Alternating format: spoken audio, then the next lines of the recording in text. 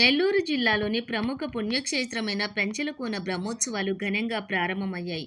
ముందుగా రాపూరు మండలంలోని గోనుపల్లి గిరిజనవాడలు గోవింద పెంచుల నామస్మరణలతోటి మారుమ్రోగాయి. తప్పెట్లు, తాళాలు, బాజా భజంత్రీల నడుమ ఉభయ దేవేరులతో కలిసి పెంచల నృసింహుడు బ్రహ్మోత్సవాలు చేసుకునేందుకు అత్తారింటి నుంచి ప్రముఖ పుణ్యక్షేత్రమైన పెంచలకోనకు పయనమయ్యారు. తొలుత గోనుపల్లి గ్రామంలోని పెంచల ఆలయం నుంచి పల్లకీలో చెంచులక్ష్మి అమ్మవారి ఇంటికి చేరుకున్నారు. కొత్త అల్లుడి రాకతో గిరిజనవాడలోని సంబరాలు అంబరాన్నంటాయి. ఇంటికి వచ్చిన అల్లుడికి గిరిజనులు తమ ఆచారం ప్రకారం పుట్టుతేనే, ఇంజేటి గడ్డలు, నారుమల తాడును సారెగా ఇచ్చారు. వాడలోని ప్రతి ఇంటి వద్ద ప్రత్యేక పందిళ్లు, ముగ్గులు వేసి వధువరులకు ఘన స్వాగతం పలికారు. అత్తారింటికి చేరుకున్న నవవరుడిని చూసేందుకు చుట్టుపక్కల గ్రామాల నుంచి పెద్ద సంఖ్యలో ప్రజలు గిరిజనవాడకు చేరుకున్నారు. ప్రత్యేక పూజల అనంతరం ముత్తైదువులు వధువరులను గ్రామ పొలిమేరం వరకు సాగనంపారు.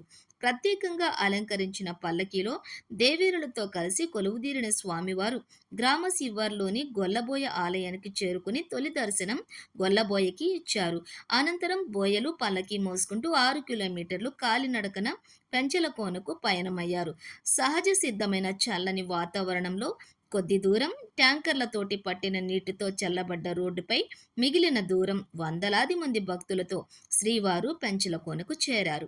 ఆలయ ఈవో విజయసాగర్ బాబు, ప్రధాన అర్చకులు రామయ్య స్వామి, పెంచలయ్య స్వామి, అర్చకులు, భక్తులు పాల్గొన్నారు. ఇక్కడ 6 రోజుల పాటు బ్రహ్మోత్సవాలు నిర్వహించుకుని తిరిగి స్వామివారు గోనుపల్లికి చేరుకుంటారు.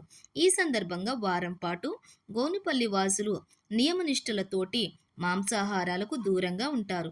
కాగా పెంచలకోనలోని ఉత్సవమూర్తులకు ప్రత్యేక ప్రసన్న తిరుమంజన విశేష పూజలు జరిగాయి.